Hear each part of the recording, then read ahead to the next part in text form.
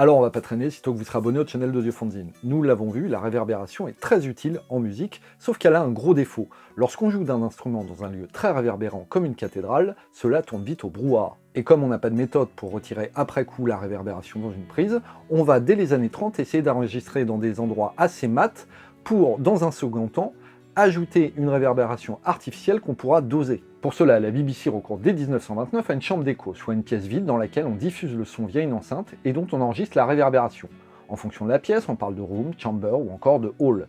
Et pour la petite histoire, sachez que l'un des premiers hits à utiliser ce genre de reverb fut enregistré en 1947 à l'aide d'une salle de bain par Bill Putman, le fondateur d'Universal Audio. Le problème, c'est que tout le monde n'a pas les moyens de s'équiper de tels dispositifs. De son côté, le guitariste Les Paul se rend compte dans les années 50 que jouer avec les têtes de lecture et d'écriture d'un magnétophone permet de créer un écho très court, et qu'en le réinjectant dans le signal initial, on obtient un faisceau d'écho qui sonne comme une simili-reverb.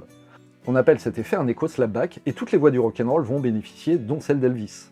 L'histoire de la réverbération progresse également grâce à Lawrence Hammond, qui s'inspire des recherches de Bell dans les années 30 pour proposer dans ses orgues, dès les années 60, un système de reverb à ressort, Spring Reverb en anglais.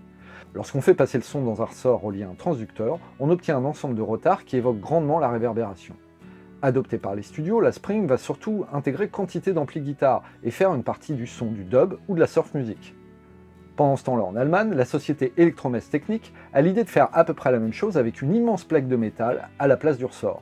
Sortie en 1957, l'imposante EMT 140 est la première reverb à plaque de l'histoire. Et tout en ne pesant que 250 kg, elle offre un son autrement plus réaliste qu'une Spring.